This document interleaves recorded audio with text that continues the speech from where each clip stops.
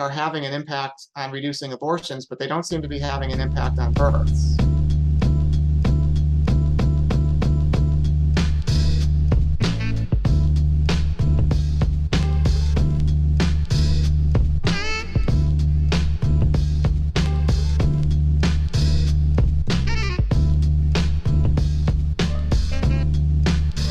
In this week's episode of The Mixtape with Scott, I interview Phillip Levine, professor of economics at Wellesley College. Phillip is a graduate of Princeton University's PhD program in economics in the, I think it was either 1989 or 1990. And if you've been listening to my podcast, you know that I consider Princeton University's PhD program, particularly in labor, in that period of time to be sort of the ground zero for the growth of causal inference. That's when Orley Ashenfelter was there, David Card, Alan Kruger, Josh Angrist, Bob Lalone, and many, many others. And I wanted to talk to Phillip Levine because, first of all, he's had a very interesting career. I've followed him for a long time. He's been a big influence on me. His work on sex and abortion is stuff that I've read very closely and benefited from. But I also just wanted to learn more because he had sort of been there as part of this sort of growth in the credibility revolution himself, sort of saw it when it didn't exist, but was part of that department and then watched it grow. In this interview, we talk about growing up in New York, sort of in a middle-class family, experiencing a lot of economic hardships due to the business cycle and how it affected his father's job, his interest in labor from a very early age, public policy, and how he ultimately ended up sorting into economics as a result of basically a research project that he did with Olivia Mitchell at Cornell University. We talked about going to Princeton. We talked about just the luck that he had there and things that happened, and the difficulty of being a graduate student, as well as just his overall career and the things that make him happy as a professor. We also talk about his new work on education and a new book of his and a nonprofit that he runs that tries to help students learn how much financial aid they're eligible for. It was really a great interview for me. Phil really sort of opened up and shared a lot about himself and his life, and it meant a lot to me to hear it and to get to be the person he was talking to. And so I hope that this interview is interesting to you as you continue to think about economics and economists specifically and their own lives. I hope that this is an interesting interview for you. Thanks, Scott Cunningham. I'm the host. Okay, well, this is a real pleasure to have a chance to have Phillip Levine, a professor of economics at Wellesley College, here on the podcast. Phil, we've met before one time at a conference a million years ago, but I've been a long time admirer, so it's really fun to get to meet in person for an extended period of time a little bit more. Thanks for being on the podcast. Yeah, I'm looking forward to our conversation. Okay, well, so for the sake of the listener, can you just say your name and your title, and I said all this stuff, but your name, your title, and who pays your salary? So I'm Phillip Levine. Our friends call me Phil. I am the Catherine Coleman and A. Barton Hepburn Professor of Economics at Wellesley College. Oh, okay, great. And you've been there for how many years? This is my 32nd year. I've been here for a long time. 32nd year. Okay. All right. So let me get started. So tell me, where did you grow up? So I am from Syracuse, New York. I actually, my family lived in the city of Syracuse for the first 5 or 6 years of my life. And then we moved to a suburb called DeWitt, where I attended the Jamesville DeWitt school system. My parents lived there for 50 years after that. Okay. And your mom and dad, what did they do for a living? So, I grew up So first of all, it was mostly going to be my father who was working regularly. This was, I grew up in the 60s and 70s, and my mother's labor force participation was growing over time as the world was changing back then, Mm-hmm. doing miscellaneous things. But, my father's income was sort of the main source of family support. He worked in the retail trade sector. Mm-hmm. He did different things, but for a lot of my, formative years, he was working sort of, the manager of a clothing department at a local version of something like a Target. Both my parents went to college, started college, but neither of them finished college. Mm-hmm. Um, and so, mostly we were, living off of my father's income. Got it. I'd say that, one thing that was important for me growing up was that, that's not a very stable sector of the economy. And particularly during that period of time, there was a lot of cyclical fluctuations going on. Mm. So, it definitely was the case that every time that there was a recession, my father lost his job. Oh, wow. And so, I definitely got an insider's view of the value of the unemployment insurance system, Wow. uh, during those years. It definitely helped us out. Did y'all move ever from Syracuse? No, we stayed in the same house. There were definitely, I can remember the conversations about the possibility of potentially losing the house. Right. Um, but that never ended up coming about. Yeah. Uh, yeah, That was stressful. You remember your dad being stressed out and your mom? to say the least. Yeah. Yeah. Yeah, it was not an easy, some of those periods were not easy. Yeah. My dad did all of the payroll for this small town in Mississippi on this massive computer. And then the personal computer came and it just seemed like real. I remember us getting a personal computer. And then it wasn't many years later that dad had like all those contracts that just dried up. Yeah, so I was obviously little during this period, but like Mhm. Syracuse was not a great place to be Mm, in terms of economic development during this period. I mean, all of the major industrial employers closed mm, during this period, and so what used to be a thriving blue collar town, mm. eventually the economy just collapsed. Uh, Oh. as the Chrysler factory closed, the GE factory closed, Bristol Myers merged with Squibb in left town. Mm, Carrier Air Conditioning used to have its national headquarters in Syracuse. mm, For those of you who know sports, that why it was called the Carrier Dome, mm, where the football team and basketball team play. mm. But it was definitely, and that we still go back every now and then, obviously, and it's really just never recovered. So we get firsthand observations of sort of what life is like in a former blue collar town. Yeah. Yeah. Well, so what did you want to be when you were a kid, when you grew up? Yeah, so Economist certainly was not. That wasn't one. It was, I wouldn't, couldn't even have possibly imagined what that was all about. I probably, back then I wanted to be a lawyer. Yeah. Um, so I was very interested in sort of public policy in the news. I can't really even tell you why.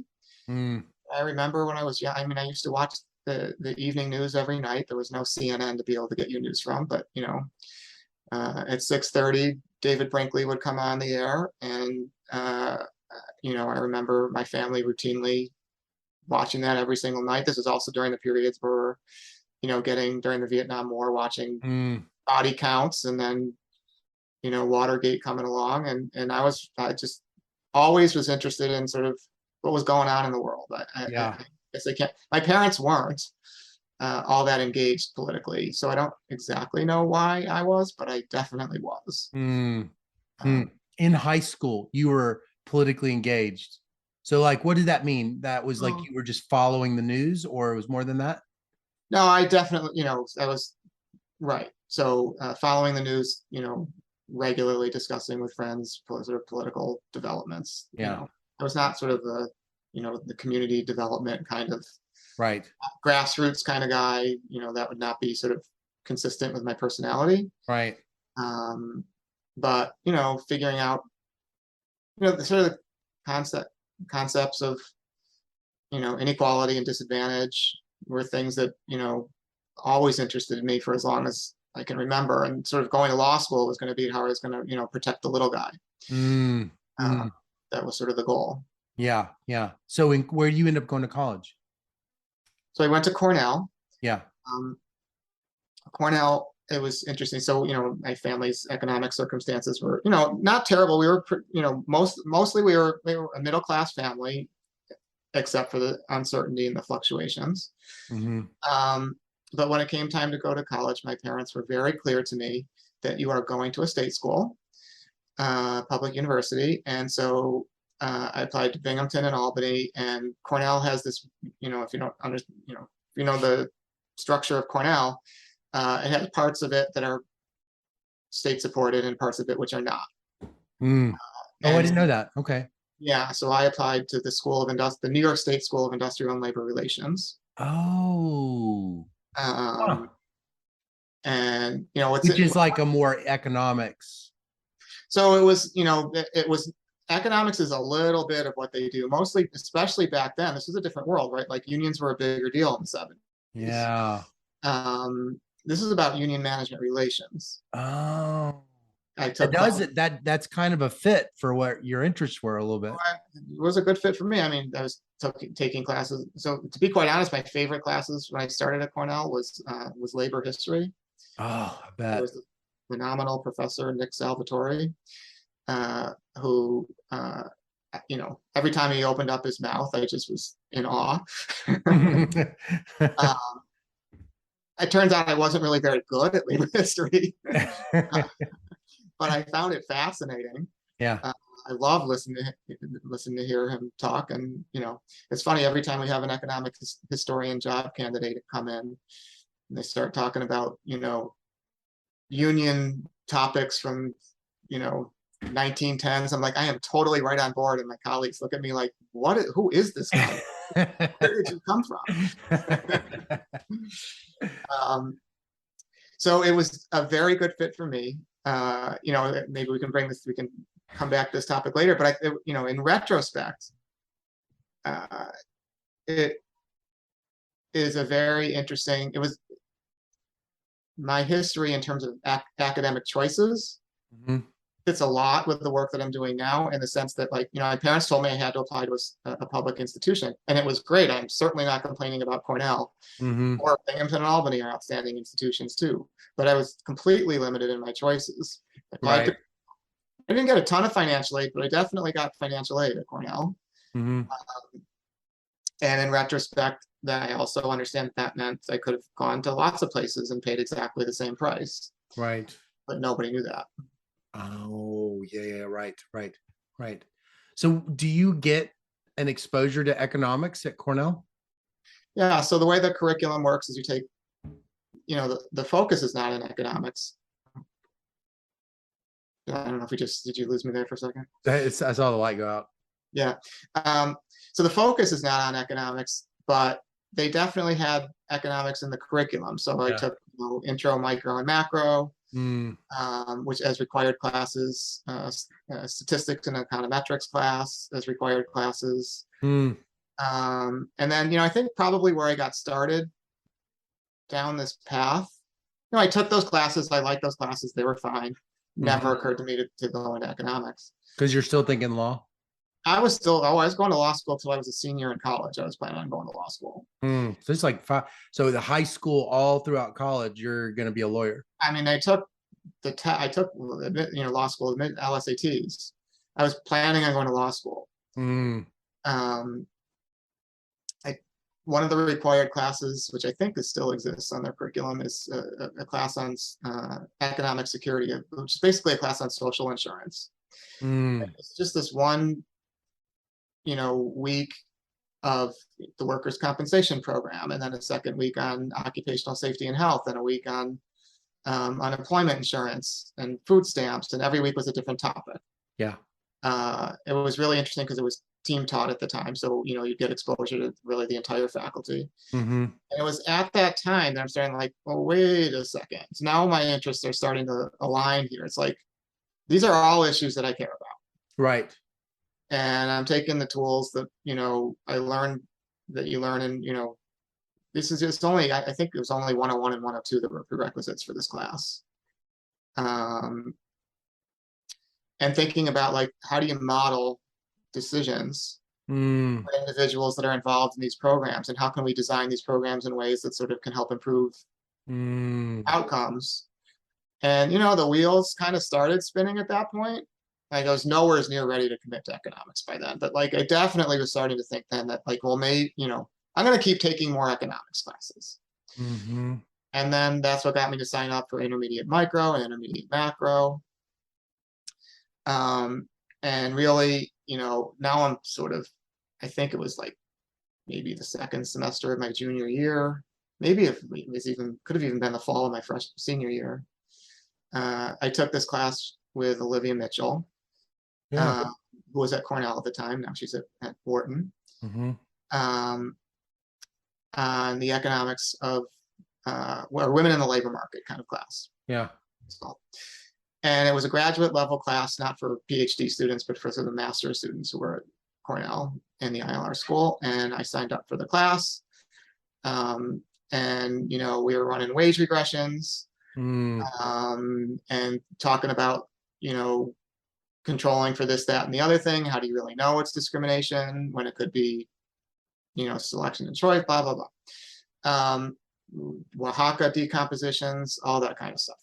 Mm-hmm. And on top of that, there was an independent research paper requirement in the class. And basically that was the class. I'm like, okay, I'm done. I'm doing this. And, so at this point, so that's basically how I got into economics. It really was this class. This turning point. Yeah. With Olivia Mitchell's class. You changed my life. In you having to write this paper. Yeah, it was funny because it was on, a topic that you're young enough, you probably have never even heard of. It was, but it was a hot topic of the day called comparable worth. No, I haven't heard of that. Yeah, so it was this notion that we were gonna, people should be paid according to the characteristics of their job, whatever. Oh, characteristics of the job. Yeah, so working conditions, skill requirements, like basically like job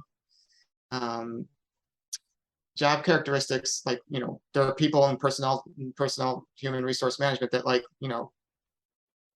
catalog these things, like what do you need for this job and what do you need for that job. Right. And so like think about running regressions of wages on those things. Yeah. Right. And how does that affect women's wages if you were to do that? So that was basically. Oh, so that's what you wrote the paper on. That's what I wrote that's why I was doing work on that kind of thing. I thought it was fascinating at the time. Yeah, that is cool. And that was sort of really the turning point. And I'm like, okay, so maybe this law school thing isn't for me. Although, like I said, like that summer, I took the admissions test anyway. Yeah. But by that fall, I was like, yeah, I'm not going to law school. I mean, I did well on the test and I could have gotten into a good law school and everything. I'm like, why am I wasting my time to like, I found one thing that I know I really like. Right. What are the chances that this other thing I'm really going to like too? But did you think to yourself, since you had been so motivated to like help the little man, or kind of be this advocate, could you see a shape for that in economics? Because I was from the social insurance, like how are we going to stop discrimination? How are we going to design these social insurance programs to provide the best benefits for the workers? Right. So in my own family's experience, like unemployment insurance was a big deal. Yeah. How do we think about what's the proper design of a program? And, it really is sort of in terms of the comparative advantage sense, something that was way better for me. I mean, I'm, personality wise, I'm much better off sitting here in my office in front of my computer thinking about these problems and how can I help from 30,000 feet. Mm-hmm. The same reason you were asking me before, like I wasn't campaigning door to door. Right. for candidates that I thought that I supported. That's just not who I am. Yeah. Yeah. And comparative advantage is a very useful economic concept, but it also can help a lot in your own personal life if you can Right. follow it. Right. And it started to make sense to me that it was, and clear to me that like my comparative advantage is this and not that. Mm-hmm. Yeah. Right. Uh, Right. by that point, though, I was way behind, right? Because Yeah. uh, I was the sort of student, so given what I'm telling you about my personal background, I mean, I was really good at math, but I hated math because I thought it was useless. What do I need to know this stuff for? And Right. so, I took AB calculus in high school, and I got the advice that I should probably take, integral calculus when I first got to college. So the first semester of my freshman year, I took integral calculus. And like, okay, I'm done, not taking any more math. Mm-hmm. And like, it sort of annoyed me because I was getting like really good grades in that class without really working anywhere near as hard as the labor history class, which I killed myself at and did not do well. um, uh, but now I'm like a senior in college, and all I've taken is, 2 semesters of calculus. But Right. that is not going to get you into graduate school, even back then. Even back then, what were they wanting back then? So certainly through, linear algebra, differential equations, I did not have to take real analysis. Yeah. Um, uh, I didn't even have multivariable calculus at that point. Mm. Right. So I couldn't possibly have gotten accepted to graduate school. Mm. So it turned out, so I spent a 5th year at Cornell. Mm. I worked as Olivia Mitchell's research assistant. Mm. You were I should also, talking. You were talking to her. You were saying it's pretty clear what I want to do, and she begins to kind of definitely, tell you she was the on how board. to get Yeah, in. and definitely. And Ron Ehrenberg too was also very Oh influential. yeah. And, So at yeah. this point, you're like interacting with Cornell econ. Yeah. So, the thing is like when you're at a huge school like Cornell, Mm-hmm. um, most of my friends weren't interacting with their professors like anywhere as near as much as I Yeah. was. Right. But there reaches a point where you sort of got at a place like that where you've reached a level of accomplishment where you know, they want to work with you too. Yeah. Right. Right. And I sort of reached that point. So basically, Ron and Olivia both at that stage were completely involved in this process of, providing me with advice. And, I worked for Olivia Mm. throughout much of this period. So so I spent the 5th year at Cornell where I got a master's degree Oh, you got a master's at Cornell. in industrial and labor relations. Oh, I didn't see that because I actually thought I Um, saw. Do you have two masters I then? have 2 master's degrees. Okay, so you get this master's at Cornell. Oh, Yeah. And basically, I didn't need the master's degree. I didn't really care about the master's degree, but it was just a means to an end. yeah. And so mostly what I did was I took math classes. I remember taking, in the engineering school, I remember taking a stochastic processes class. Mm-hmm. Um, all the math classes I talked about before, and then also get research experience because I was working for Olivia. I was, doing independent research on my own, Mm-hmm. writing a master's thesis. And, it really got me to the point where by the time I got to graduate school, I was close to being adequately prepared. Yeah, right. Not sure anyone's actually adequately I don't think prepared. I've like barely met anybody that was prepared for graduate. Certainly not psychologically, but that's a different story. Right. Okay. So then what year is it? So is it like mid 80s? This is now 1986. Uh-huh. Uh, I took GREs. I did well on GREs. Um, I had several choices of good programs to go to. And, it was clear. Yeah, I mean, I can specifically see Ron Ehrenberg. Like, you have to go to Princeton. Why? What was the reputation of Princeton? Now it makes total sense, but I'm just what was its reputation at that time besides being like a top school? I mean, was Orly Ashenfelter was there. It was very firmly established by this point as being, a leader. A David leader in Clark what though? A leader in labor economics. in Yeah, labor economics. yeah. And by this point, David Card was a junior faculty member there. And I think well, he was probably getting tenure roughly around then. I don't remember his exact Mm-hmm. profile. But he's like, these are the people you have to work with. You have to go to Princeton and work with Orly and David. Mm. And, at a personal level, it worked out for me, as well to be in the New York area. And so, I was fortunate enough to get accepted to Princeton with, full funding at the time. And so I went to Princeton. Yeah. What did you think so what was your expectations, and how did they change that first year, and what was new and different? And Well, the first year of graduate school is, yeah. expectations changed in the sense that, like, I thought I was really smart, but I learned that wasn't true. That's right. um, and so, I survived the first year of graduate school, and none of my professors, I think, will rave about my performance Yeah. during that period. Although, I am happy to say that, Ben Bernanke taught me graduate macro, despite the fact that I did not,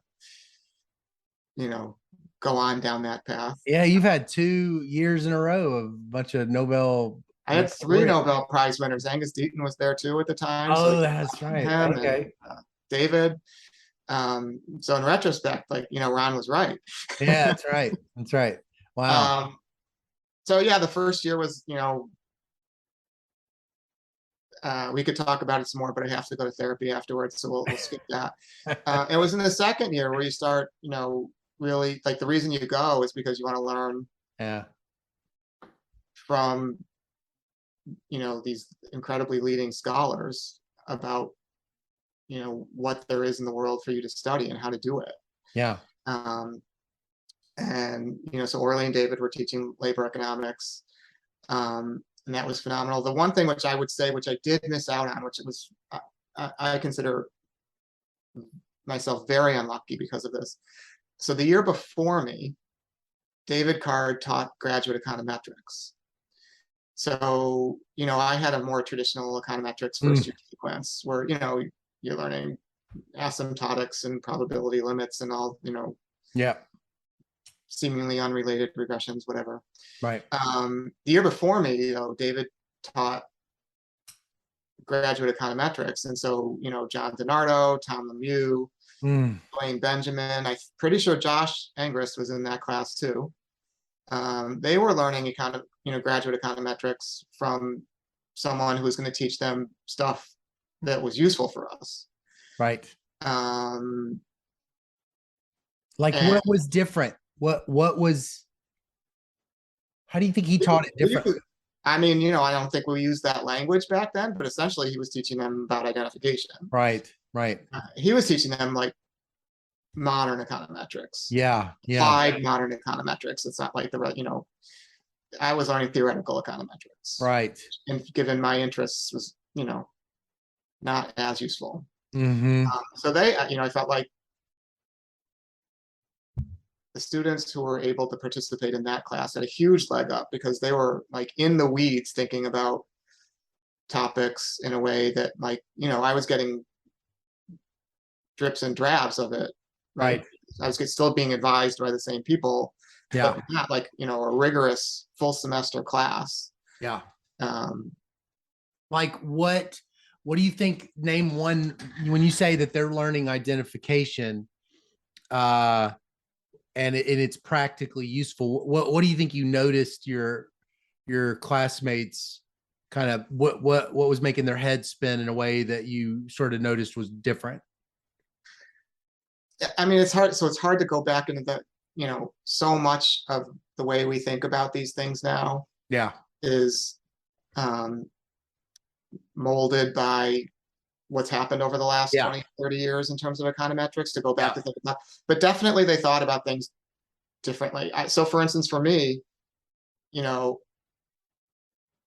I should say, but when I wrote my master's thesis at Cornell, I was estimating translog production functions, like demand elasticities from translog production functions. I mean, things that, like, these are techniques that are long since dead. Right. And so basically in 1986 or 85 and 86, when I'm doing translog production functions, and in 1986 and 1987,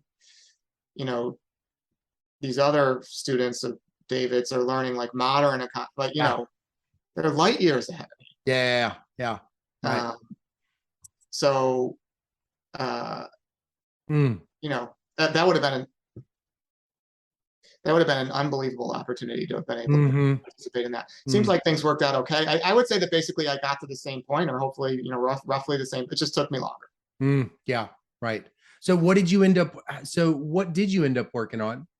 Yeah. So I mean, so unemployment. My PhD dissertation was on unemployment insurance, but I would say that you know the first paper in my dissertation, if I were to look back on it now, I think it's not very good. Hmm. I've got some search model with some structural parameters, and I used GMM to estimate the parameters, and I simulated what would happen. I mean, there's nothing wrong with that, but that's not. Yeah. Again, in the comparative advantage sense, there are people who are way better at doing that sort of thing. Right. Right. Oh, that's really good. That's really good. Yep. It's not that there's anything wrong with it, but it's like as a researcher, figuring out your comparative advantage, even within the world of doing empirical labor, is a thing. Yeah. So, this is a period of time when, so Orley is a big personality, which I'm sure you are aware of. Yeah. And Orley had sort of these views that like he was willing to express, regularly and loudly. And one of the big ones was, hands above the table econometrics. Mm, So like he would sit there and put his hands out, basically, as if they're being put on top of the table. Like, we should be doing hands above the table econometrics. You should be able to explain to people what you're doing and why it makes sense and why you're getting, again, not in the same language as we would use now, but like, why is this a causal estimate? mm. Um, He uh, felt like people were doing hands below the table. exactly. So if you're, so probably, so the first paper in my dissertation was not above the table because, you ran the program, it did its magic, and out came numbers, and where those numbers came from, God only knows. Right. Right? I couldn't possibly have explained to anybody what the algorithm that was being used, Mm, how it spit out the numbers that it spit out. right. Right.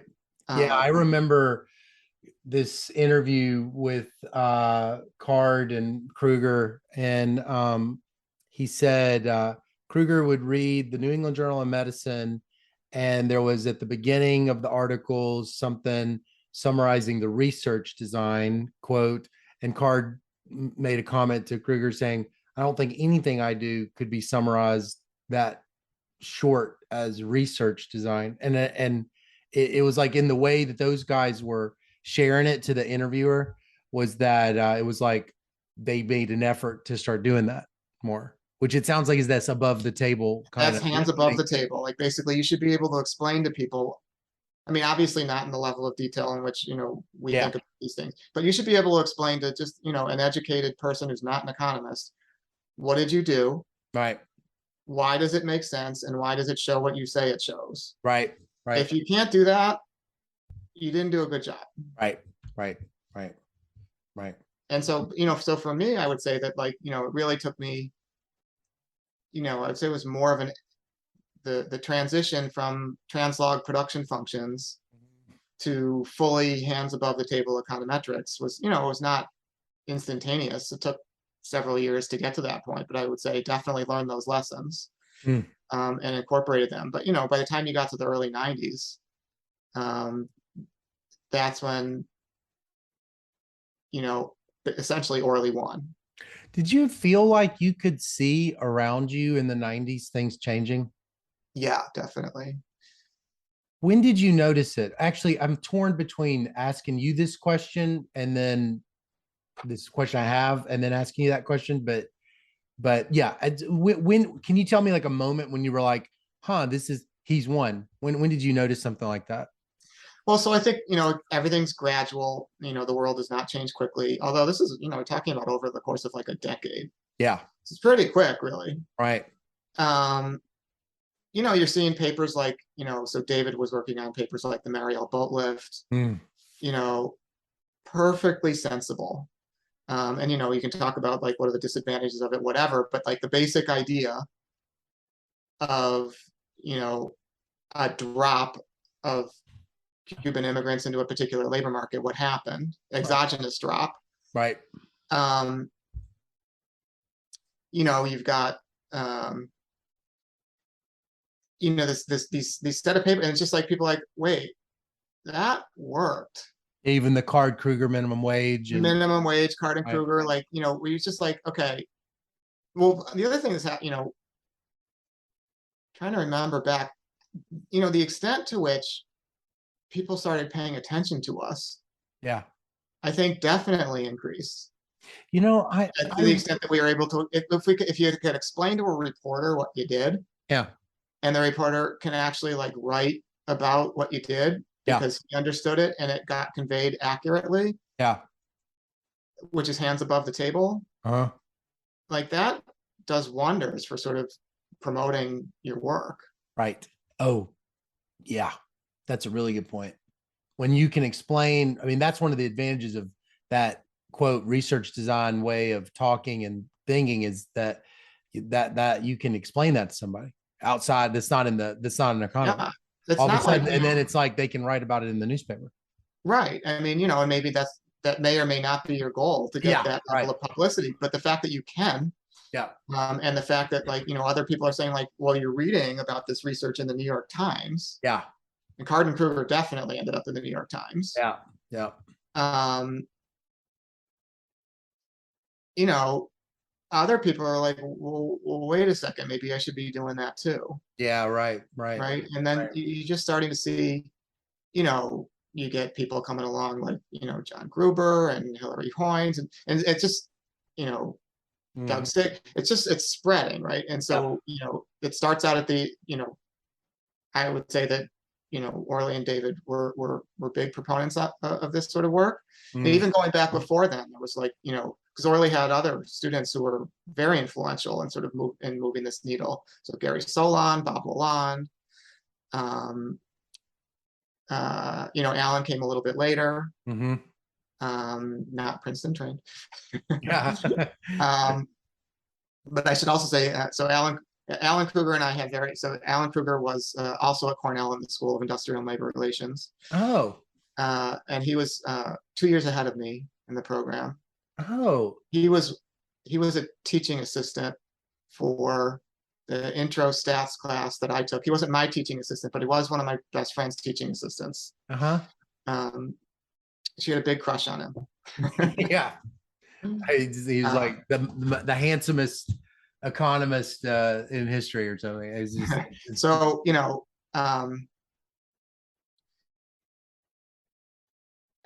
as this work is getting disseminated and starting to become more, and then it starts spreading sort of throughout into the discipline more broadly, it just starts taking off. And by the time you get to the mid to late 90s, I'd say.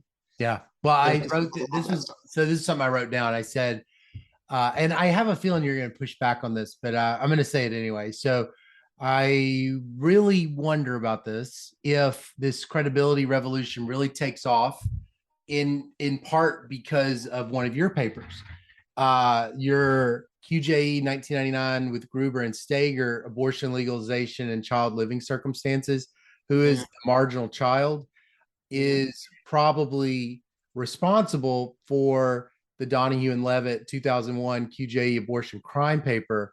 And, as you retell the story, about causal inference, and you think in terms of Angrist and Embens and Orley and Card and Kruger and Rubin and potential outcomes and all this stuff.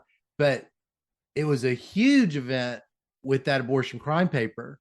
And that abortion crime paper leads to Freakonomics and so forth. But really, what a lot of people may not know is that your QJE with Gruber and Stager is kind of laying out the argument that would lead to kind of Levitt and Donahue, which is that you've got this strategy of abortion legalization in the 70s. It's this instrumental variable strategy having an effect on the birth composition and the marginal child being grown into poverty. And so just given these two papers separated in time, I just was kind of curious, first of all, what was the response of people in general to your paper? Yeah. Well, so first I want to take a step back a little bit and sort of give the history, because I don't think those are completely unrelated events. Okay. Donahue and Levitt. This all started, so I was in 1994. I had my junior leave year at Wellesley College, and I spent the year in residence at the NBER in Cambridge. And Doug Stager was there visiting that year too. I had been doing some work on, the impact of abortion restrictions, and the grand scale of things, more minor abortion restrictions, Medicaid funding restrictions, sorts of things. At the same time that Doug was, and we didn't really know that until we sort of, got together. And we were both coming up with, in completely different contexts, this notion that, like, it seems like these policies are having an impact on reducing abortions, but they don't seem to be having an impact on births. Which, is, I will say that from the outset, that was very puzzling to us, because that's not what we were expecting. Right. And then, once you sort of think about human biology and how is that possible, it's because it's got to be the case that pregnancies are going down. Yeah. And so with no birth effect, and then that raised sort of the obvious question, well, what about Roe versus Wade? I mean, could Roe versus Wade have had no birth effect? If you just look at a time series of births, the 60s and 70s, like, there's so much stuff going on. The birth rate's just plummeting for, lots of reasons. It's not, you can't just do an eyeball one, say, oh, look, there's Roe versus Wade. It's not in the data quite like that. And that's what led us to, we have a paper in the American Journal of Public Health, which I really like that paper a lot, because I thought it has you've got a double quasi experiment, like basically, California and New York legalized earlier. Yeah. Smaller states did too, but they, in the weighting thing, it's mostly California and New York. Right. The rest of the country legalized 3 years later. Yep. And you just see this really obvious pattern that, like, there's a very dramatic effect of Roe versus Wade, of abortion legalization on births. That was my third chapter. My first econ pub was uses the early repeal and Roe, looking at long-term effects on gonorrhea. But I don't want to interrupt you. But yeah, it's a really interesting. It's quasi. It's kind of got this like weird staggering that lets you kind of tease out a story that is weird. I mean, that you can do it. And so it was, I was also at this point in the young labor public health community in the Boston area. I got to be friends with John Gruber, and I remember there was one night, he and his wife were over at our house. We were having dinner, and we started talking a little bit of shop. And I was telling him this result, and he's like, and he was the one who said, well, if births are changing that dramatically when abortion was legalized, it can't possibly be random. Right. I mean, it makes no sense at all for that to be a random selection on who was born. Right. And like that dinner conversation led essentially to that paper. Now, John, Steve Levitt. What do you think of the outcome? What made you think of those outcomes?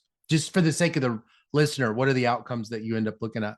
Yeah, so we look at things, so we look at things like children's living status. Did they live in a single parent household? Did they live in poverty? Did they live in a household headed by a welfare recipient? Infant mortality rates. I think there were other things, but that's things like that. And to be quite honest, so this is the sort of thing, like, okay, so you have the idea, like what data can you use to test it? And so we were using the 1980 census. Well, the infant mortality rate, we'd use vital statistics. That's easy. But, with like what's in the 1980 census that we can use that would help us, answer this question. The 1990 census at that point, the kids those children who would have been born we're sort of in an awkward stage, because the 1990 census are sort of like 16, 7, like it's hard to measure outcomes for them. Like, what's the right outcome to measure? So we were sort of not really able to do that, and it wasn't 2000 yet. So that the 1980 census is what we were left with. Now, so Steve Levitt I think, he was at the Harvard Society of Yeah. whatever, the fellows Yeah. or He was, oh, he's in the area. he was there. Right. Um, so we were starting work on this project. So basically, it's not, you know, there was some correlation in those papers and those ideas. Like there were conversations about Oh, the you work. knew him. Yeah. Oh, so y'all were all kind of talking. Yeah. So I think, I hope I'm not overstating this, but I'm pretty sure we were ahead.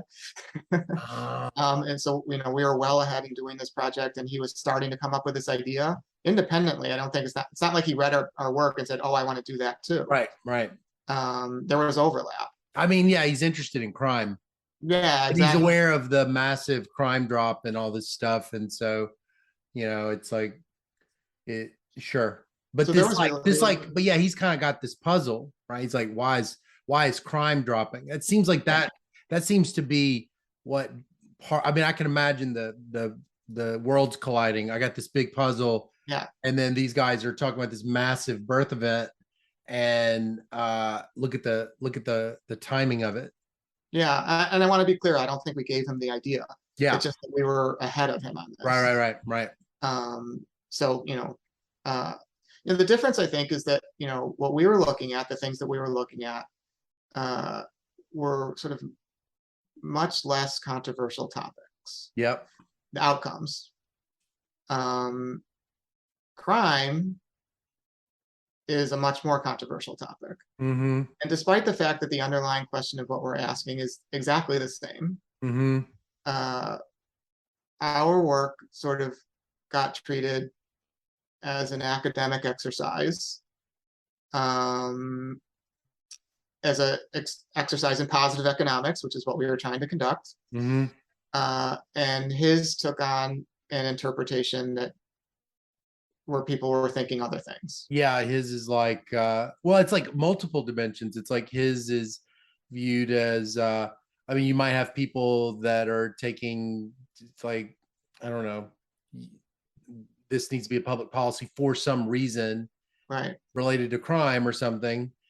But then it also kind of has when the book Freakonomics comes out, it seems like it also is the start of a little bit more of a negative reputation of the search for the natural experiment. You know, yeah, I'm not sure. So I'm not sure if I necessarily agree with that. Yeah. There was definitely negative feedback on the research, and I think it's because people started to take it into a normative direction, Mm-hmm. um, which I don't think was intended. Yeah. No, I don't think But so either. it went in that direction anyway.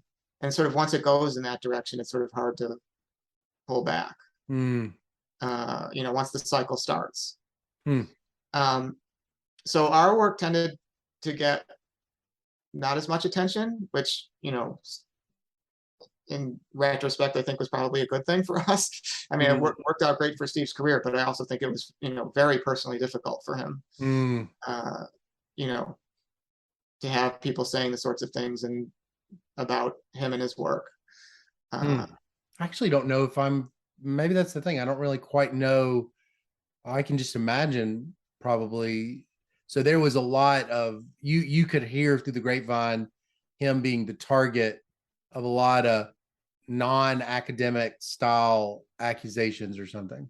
Oh, I remember the New York Times article that was very I'm not sure if unflattering is the right word, but like, Huh. there was tone. That's heavy. So, I can imagine this was not a particularly fun, Yeah. a Yeah. great academic experience for Steve, but perhaps at a personal level, a very difficult one. Hmm. Hmm. Uh, so how did you become so interested then in abortion and fertility? Because that becomes like a pretty big part. I actually mainly associate you with abortion, fertility, contraception decisions, just because that was my research and that's kind of how I mapped into yours. And I've followed you since, but you have this history. You're a traditional labor economist too, in a lot of ways. And how does all this fit together? How'd you get interested in that? Yeah, so it's funny the way projects, evolve from completely unrelated. So I remember I was working with Dave Zimmerman, who was a graduate student with me at Princeton. And I took a job at Wellesley, he took a job at Williams College, and we were the liberal arts college labor economists. Mm, And so we had this sort of, you know, kinship, so to speak. right. And so we were doing work together at the time on welfare policy. I can't remember exactly what the question was we were trying to answer because, like, I remember it crashed and burned. Mm, But somewhere along the line, we're thinking, okay, we want on the right hand side of whatever regression we were running. mm-hmm, We wanted the number of children someone had, and then we recognized that it was endogenous, and so we needed an instrument. mm-hmm, And we're just like, thinking, well, what would be a good instrument? Well, what about abortion policy? mm, Right. And then this gets back to this earlier question. It's like, so we're starting to run regressions of abortion policy, of not, childbearing on these abortion restrictions like Medicaid funding. mm-hmm, And it wasn't working, quote unquote, as our instrument because it wasn't predicting fertility. right. And we're like, well, that's weird. That's not what I would have thought. And Oh, then so we started running regressions on, well, let's put the abortion rate on the left-hand side. And like, well, it reduces abortions. hmm. Um, Did that take you a long time to kind of, when you have like strong priors, you almost don't believe the regressions or something. You just like, you kind of are like, I'm doing something wrong. I have a coding error or something, you yeah. know? Yeah, so that's an interesting question. I mean, the thing is that, uh, we get, so people who do the sorts of work that we do, I mean, we're still human beings. Mm-hmm. We have beliefs and we have priors. Mm-hmm. It's not like you turn off your priors when when you turn on your computer. Yeah. Um, the question is, at some point, are you willing to put Yeah. aside your priors and believe what the data is telling you? Right. Right. A lot of people have a very difficult time with that. I think it's easier sometimes. I mean, when I think about, I had it recently happen, and I felt like it was really important that I had co-authors, because it just got to be like we just really believed this one thing, and we Yeah, didn't know what this one regression meant. And this one co-author, it just got it to be where that one regression just kind of shattered an entire previous kind of vision of the thing. And and I just think if I just been by myself, I don't know, like, it's like, what does it mean to go where the data tells you, when you, like, the antenna yeah, you're using to listen to the data won't listen, or thinks it's saying something else, or yeah, something. right. But you have to, at some point, so if your result doesn't necessarily match your prior, you probably look a little bit harder to look through your code and make sure you didn't make a mistake. Yeah, sure, totally. But at some point you're like, that seems like a real result. I know. And then you have to start think, well, maybe I'm not thinking about this problem the right way, Exactly. right? Yeah. And then you have to be willing to sort of accept the fact that like you weren't thinking about it the right way in the first place, and maybe you need to change how you think about the problem. I know. And so, I would say that sort of all of my work on abortion policy sort of it works that way. Mm, Like, what is the data telling me? So, mm-hmm, I have this book on abortion policy where I sort of lay out these arguments about, if you think about the world, an abortion restriction is not an abortion restriction. And you've contributed to this research, so that, in some sense, if you thought about my prior would have been that abortion restrictions lead to fewer abortions and more births. mm-hmm, That turned out not to be true. mm-hmm, Definitely leads to fewer abortions. mm-hmm. Um, but there's sort of like this sliding scale, so to speak, that if, again, in the grand scheme of things, because these are people's lives and I don't mean to diminish what I'm talking about here, but for a relatively minor restriction, it seems like they don't have much of an effect on births. Mm-hmm. And if you thought about that continuum from that all the way to, outlawing abortion, Yeah. where it's going to have a very large effect on births, Mm-hmm. there's that continuum. And what, it's interesting where your work is like, what's been happening over time is as those restrictions have been getting more and more severe, you're starting to see the literature turn over Mm-hmm. to the point where, like, the Texas laws and whatever, Mm-hmm. where, like, basically all the clinics are closing. There's no clinics anywhere near you. Yeah. Right. It's funny because, like, the language that the Casey decision uses, in its ruling is called an undue burden. Yeah. Like, you can imagine sort of an undue, like, that's the continuum, right? Like, basically that Supreme Court ruling, I think, has exactly the same conceptual framework as the way that I think about the problem, that there's a tipping point, so to speak, Oh, right. where you went too far. And Rising marginal costs. exactly. And so, Right. like, when you cross over that tipping point, you start to have undue burdens, Yeah. meaning women start having children that they would otherwise choose not to have. Right. And we started to see that with the more recent restrictions in the last, decade or so, where you started to see maybe there's an effect on fertility based on those. And now we're, moving into a different world, obviously, where we have, outright recriminalization, right, in many states. Right.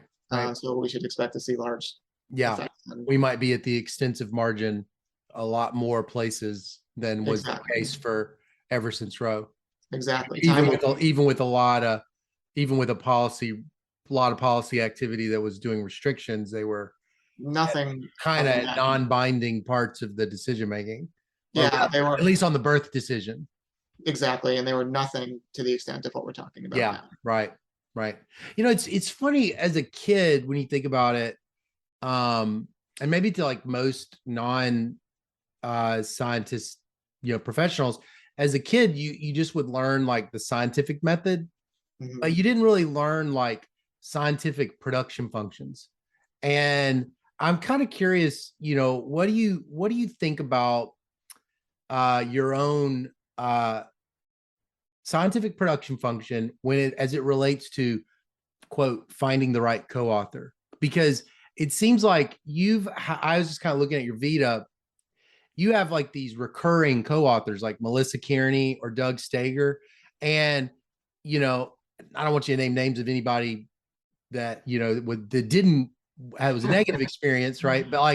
But there's differences probably, in the what it's like to find a, quote, good co-author for you.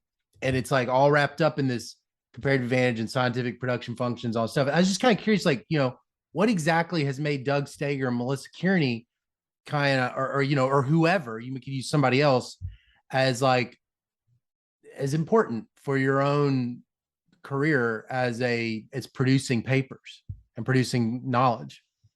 Yes, that's interesting. So, I would say that, there's a lot of elements to this answer. So I think the first thing that needs to happen, it works the best when you're co-authoring with a friend. I mean, basically, like, academics lead a lonely existence. I sit here in my office all day, most of the time by myself. It's nice to be able to interact routinely with people that you like. Yeah. And so having a co-author, that you like and sort of generally agree with about the nature of the work that you're doing, and, topics that are interesting to you, like, all of that is a bonus. Right. I'm trying to think of how many papers I have written by myself. Yeah. There are very few. It's hard to do. It's hard to push the fortitude that it requires to get a paper published. I don't think people really kind of realize the amount of non-cognitive skill that's involved of pushing it through over the finish. Yeah, but I'm not talking about production. I'm talking about utility. Like, it's more fun to write a paper. Oh, it's totally more fun. Oh gosh, yeah. Right. So, you need that. and then there's on the production side, you kind of have to be, you want co-authors who are going to challenge you, but you still should sort of be like-minded in terms of, the way that you do your work, the sorts of topics that you're working with. I mean, so basically where you have overlapping interests. I mean, I haven't written a paper with Doug Sager in a while just because like our interests have sort of diverged. Yeah. Um, uh, you know, Melissa and I, Melissa Carney and I write a lot of papers together, largely because we have very similar interests. Yeah. Sorts of topics that, we've obviously established a relationship. She was actually a faculty member here at Wellesley College for a couple of years. Oh, I didn't realize that. Oh, so that's the connection. Okay. Yeah, and so we got to be friends and colleagues through that. And then when she left to go to Maryland, we maintained that relationship. Yeah. And then given overlapping interests and a personal connection, and then once you're on a roll, like we just work together very effectively. Right. So that is a work relationship that I would really not like giving up. So what's been what's been I don't want to say like your favorite work, paper experience, not your favorite paper, but your favorite overall paper experience. What's one of them that's been? I love my Sesame Street paper. Oh, your Sesame Street paper is your favorite? That was so much fun working on the Sesame Street paper. I mean, like, it is rare for people in our line of work to be able to work on like a complete feel-good project. I mean, that was just from like the first moment that it entered our head to write that paper. By the way, we got to that paper because we had done this work on the impact of 16 and Pregnant, the TV show 16 and Pregnant on teen childbearing. Yeah. And I think that was a successful paper. It got placed very well. But when that paper came out, it got a tremendous amount of attention in the media. And so we were a little bit vain, and I was following the press coverage, and I just heard this reference to a reporter say something like that, as an offhand remark. That's 16 and Pregnant may be the best thing that's happened, the best thing that TV has done since Sesame Street. And as soon as I heard that, like an alarm bell goes off in my head. Like, well, what did Sesame Street do? Wow. And I'm not joking. I Googled Sesame Street, history of Sesame Street. Yeah.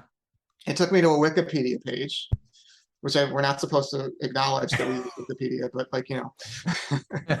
it takes me to this Wikipedia page, and I'm reading through the history of Sesame Street, and 10 minutes into this work, quote unquote, that I'm doing, I see this sentence that says only 2/3 of the country could watch it.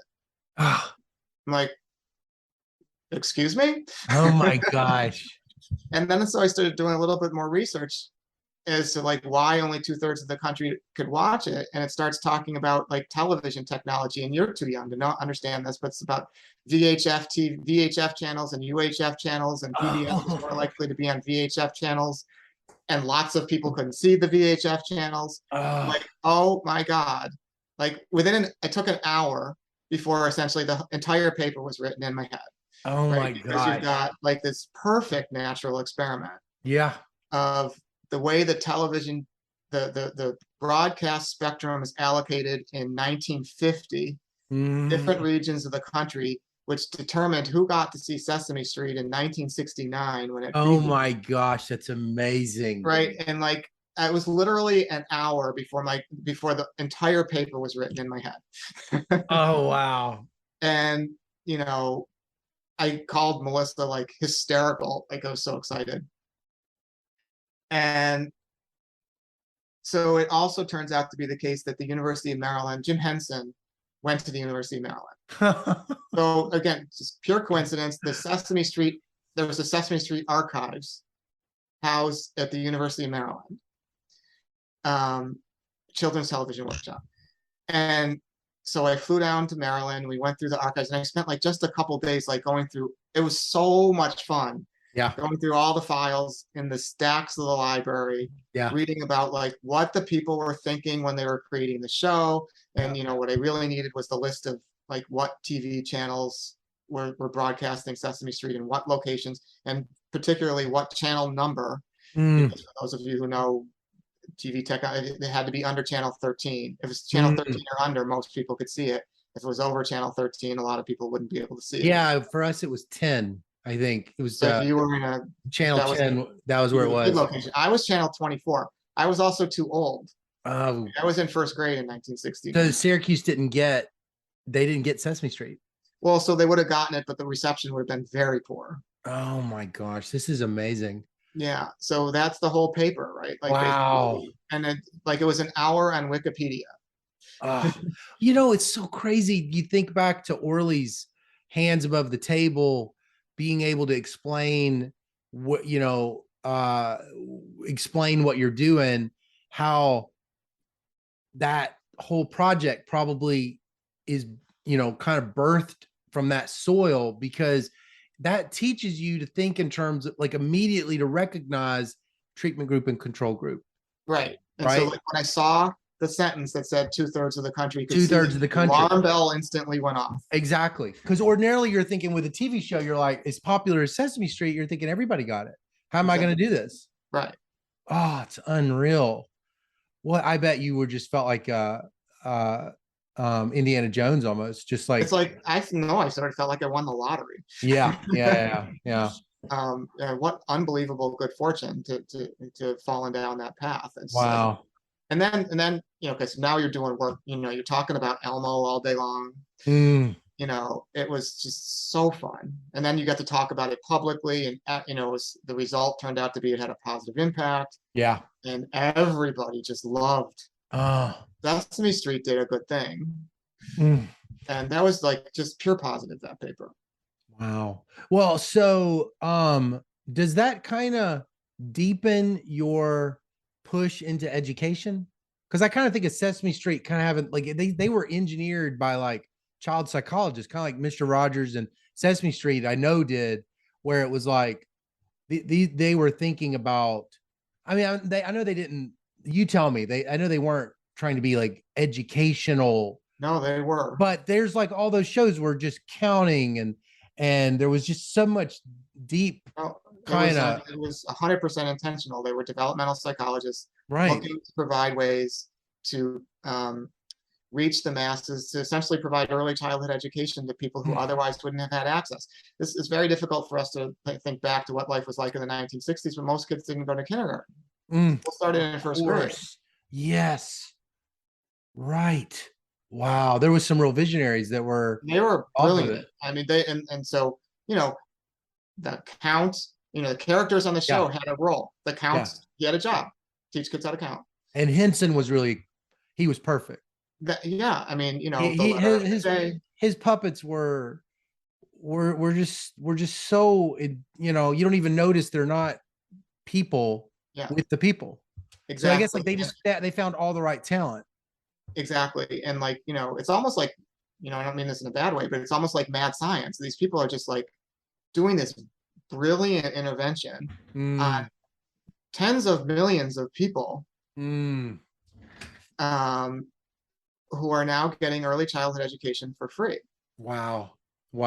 Okay. So, as far as other, I watched you over your career, you had a lot of co-authors like Melissa Kearney and Doug Steger. Were there other co-authors that you worked a lot with? Yeah, I mean, I've worked with several people, and I don't mean to diminish the contributions of any of them, but I do want to sort of give a particular shout out to Robin McKnight. We've been doing a lot of work together in the recent past, and continue to do so going forward. Oh, that's great. Okay, what kind of work have y'all been working on? Well, a much less fun topic than Sesame Street. The work that we've been doing, a lot of the work we've been doing recently has been about the impact of school shootings, and thinking about the survivors of those events.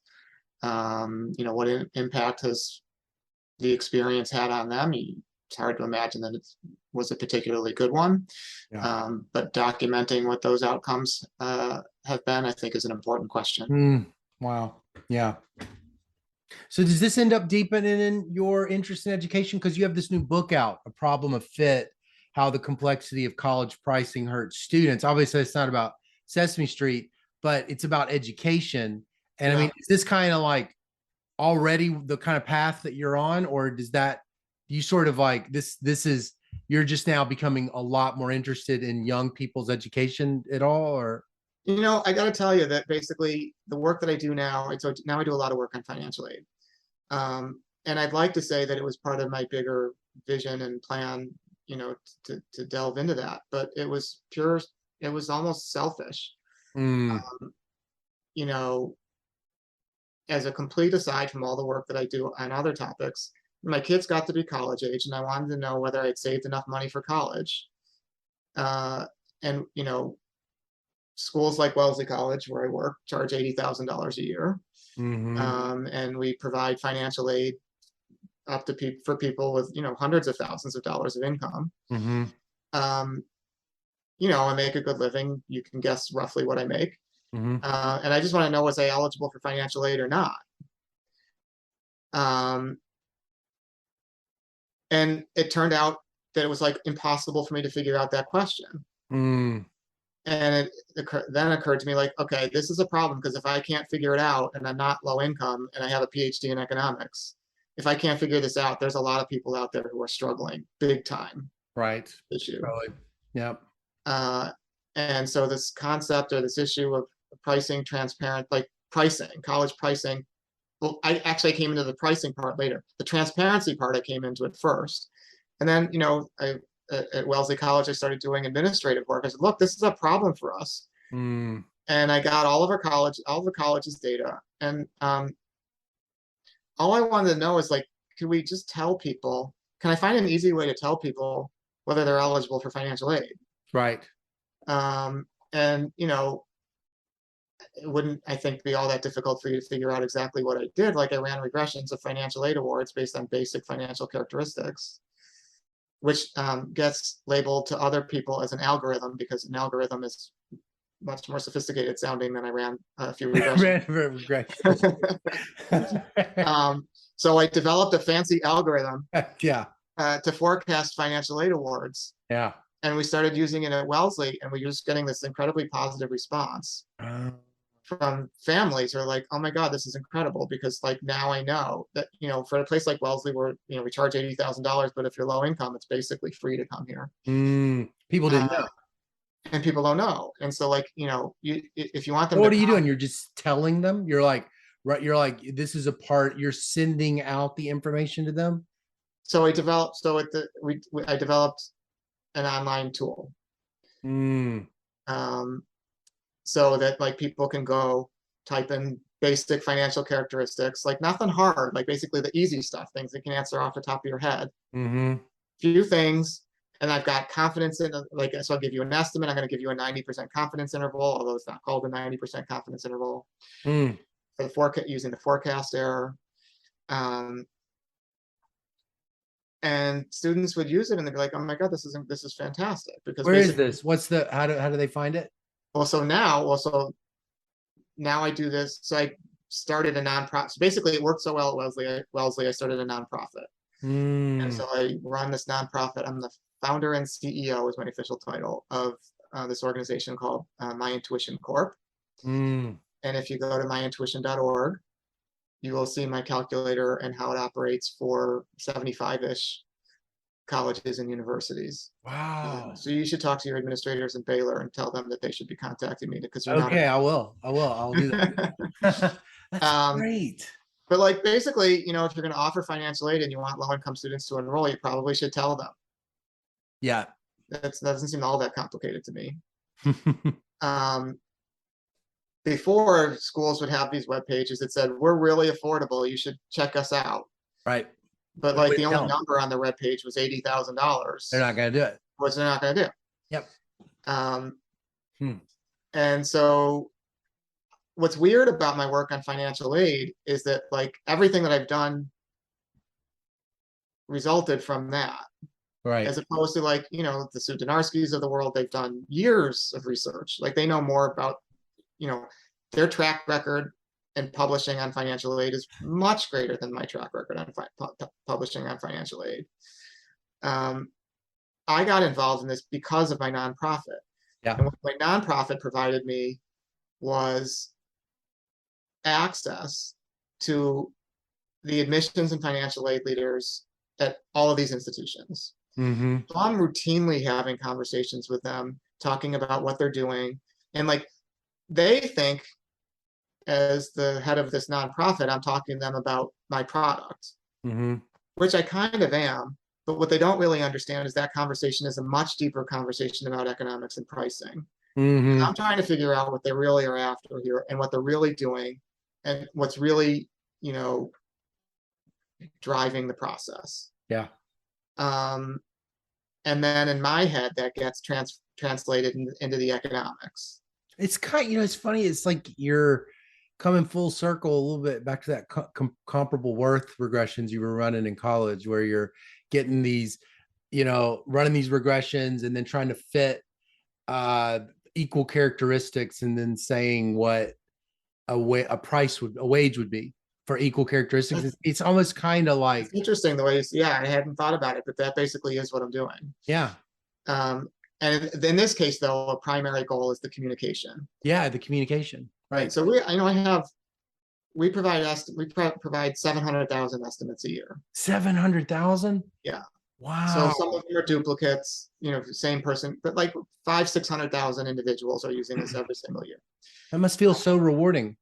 I hope so. I mean, in the sense that, for you, does it feel rewarding? Yeah, for you? I mean, it does, especially every now and then I get a student in my class that I wouldn't be here if it weren't for your calculator. And to feel like you're having, this gets back to our, again, tying up these loose ends, in terms of the comparative advantage, like I firmly believe in, providing greater economic opportunity, and like, how is it that we can do that? Right. Like, I'm not going to start the training program that's going to help lift up people. Yeah. Right. I mean, that's just not who I am. I mean, I believe in those sorts of things. I can't do that. Yeah. I can do this. Right. So to the extent that I'm able to take the skills that I have, right, and be able to use it in a way that's helpful and accomplish the goal that I want accomplished. Yeah. That's meaningful to me. Yeah. This is your output as an economist, and the just understanding your own comparative advantage isn't just about, getting, making sure you have all the right. I mean, obviously you got to have all the right math and all these things, but over time you realize you've been playing to your comparative advantage consistently. Well, I guess. I mean, I hope so. It's really encouraging. Well, this has been a lot of fun, Phil. I've just thoroughly enjoyed our conversation. I really appreciate you opening up and sharing so much your life with me, the little bit you shared. Yeah, it was, I enjoyed the conversation as well. It's weird. So when you contacted me and asked me to do this and sort of indicated the nature of the discussion, it starts like my brain's been going for the last couple of weeks thinking like, how did I get here?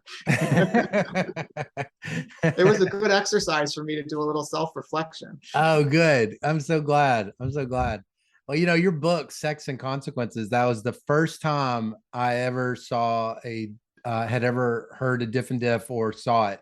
We had a real traditional econometrics training back in 02 to 07 at Georgia. And I probably did read a paper, but I just didn't remember it. But when I saw the diff and diff table that you had where you walked me through exactly what it was calculating, it changed my whole life. I was just like, oh, that's what all of this is about.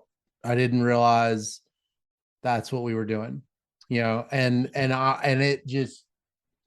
it's been 15 years of building on that kind of, so like you what you learned from Orley and wrote in that book, it really was that was the key for me to have the kind of career I wanted to have. I really appreciate it.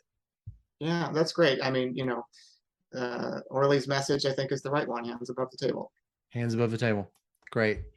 Well, have a great weekend. It's nice to see you. You too. It's nice talking to you.